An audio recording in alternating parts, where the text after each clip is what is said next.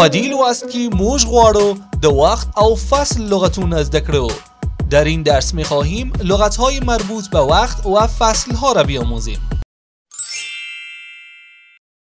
سلام عزیزان، وقتتان بخیر.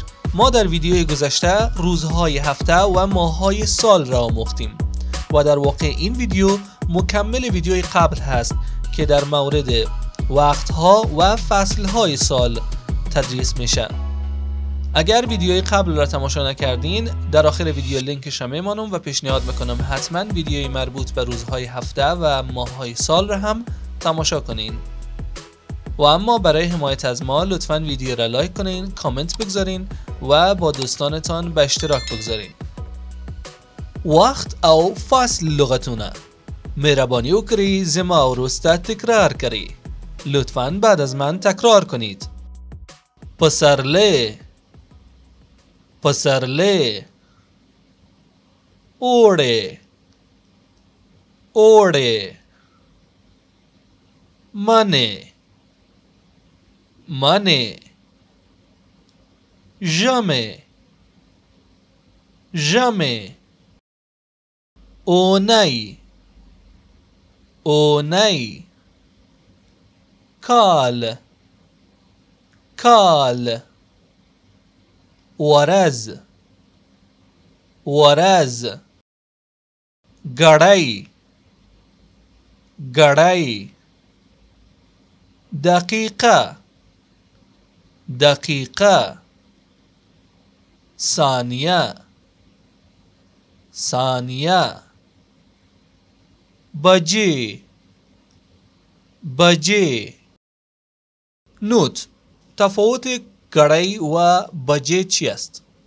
گړی وقتی به کار می رود که ما بخواهیم طول یک مدت زمانی را بیان کنیم. برای مثال د پخلی کولو لپاره یو گړی وقت نیسی. پخت و پز 1 ساعت طول می کشد. مدت زمان را گفته.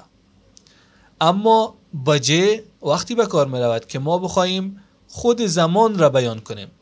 برای مثال ز پا یو بجه پخلی کوم. من ساعت 1 غذا جور میکنم.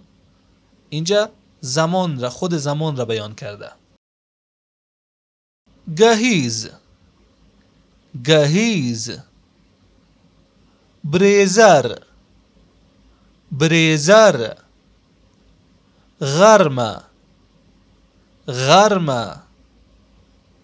ماسپخین، ماسپخین. مازیگر، مازیگر. ماخام، ماخام. شپه، شپه. نیمه شپه، نیمه شپه. خب دوستان عزیزم، این بود درس امروز ما. برای بهتر یادگیری این لغات لطفاً در طول روز مصادف با همان زمان این کلمات را استفاده کنید. بهترین روش یادگیری لغات استفاده آنهاست. ایله کوم چې دا ویډیو ستاسو لپاره کټوره وه. که غواړئ له موږ سره مرسته وکړئ، لطفاً لایک او سبسکرایب کول مه هیروئ او د پښتو ژبه مینوالو او خپلو ملګرو ته مو ورپېژنئ. برای حمایت از ما لایک، سابسکرایب و شیر کردن ویدیوها را فراموش نکنید. تا ویدیوی آینده شما را به خداوند پاک میسپارم. در خدای پامان.